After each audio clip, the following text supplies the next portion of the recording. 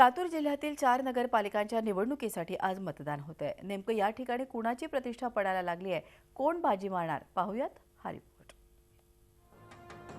दुष्काळ आणि तीव्र पाणी टंचाईतून बाहेर पडलेल्या लातूर जिल्ह्यातील निलंगा, अहमदपूर, उदगीर आणि औसा नगरपालिकांच्या निवडणुकीची रणधुमाळी गेल्या काही दिवसांपासून सुरू होती। 14 डिसेंबरला या चारही ठिकाणी मतदान होत आहे।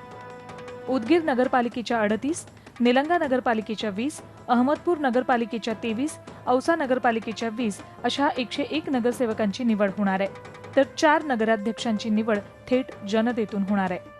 मावळत्या नगरपालिकेत उदगीर, निलंगामध्ये काँग्रेसची तर अहमदपूर आणि औसा नगरपालिकेत राष्ट्रवादी काँग्रेसची सत्ता होती।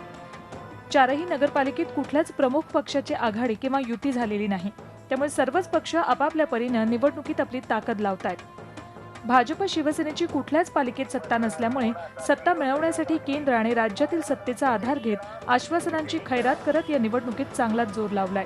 निलंग्याचे भाजप आमदार संभाजी पाटील निलंगेकर यांना काही महिन्यांपूर्वीच कॅबिनेट मंत्रीपद आणि लातूरचे पालकमंत्रीपद मिळाले, त्यामुळे त्यांच्या जबाबदारीत मोठी वाढ झाली आहे। निलंगासहित इतर 3 नगरपालिकेत भाजपला यश मिळवून देण्याची जबाबदारी त्यांच्यावर आहे। निलंग्यामध्ये संभाजी पाटील यांना आपले सख्खे काका काँग्रेसचे अशोक पाटील आणि आजोबा काँग्रेसचे माजी मुख्यमंत्री शिवाजी पाटील निलंगेकर यांचं आव्हान आहे, तर शिवसेनेतर्फे जिल्हा संपर्क प्रमुख संजय सावंत यांनी चारही नगरपालिकेत वैयक्तिक लक्ष घालून शिवसेनेची मोठी ताकद निर्माण केली आहे। काँग्रेसला यश मिळवून देण्याची जबाबदारी माजी राज्यमंत्री अमित देशमुख यांच्यावर आहे, तर काँग्रेसचे जिल्हाध्यक्ष बाबासाहेब पाटील यांना आपल्या अहमदपूर नगरपालिकेसह इतर 3 नगरपालिकेत चांगला परफॉर्मन्स दाखवण्याचं आव्हान आहे।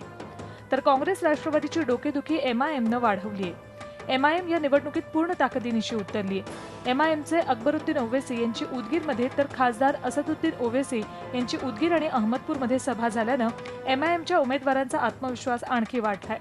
महाराष्ट्र नवनिर्माण सेनेची ताकद जिल्ह्यात चवीलाही नाही, त्यामुळे एखाद दुसऱ्या ठिकाणी त्यांचे उमेदवार आपलं नशीब आजमावतायत। एकूणच जिल्ह्यातल्या 4ही पालिका निवडणुकीत मोठी चुरस निर्माण झाली आहे, त्यामुळे बदललेल्या राजकीय समीकरणांमुळे कुठल्या पक्षाचं प्राबल्य राहील याचं भाकीत करणं भल्या-भल्यांनाही अशक्य झालंय। लातूरहून शशिकांत पाटीलसह bureau report, Zee media, Mumbai. Zee 24 तास रहा एक पाऊल पुढे।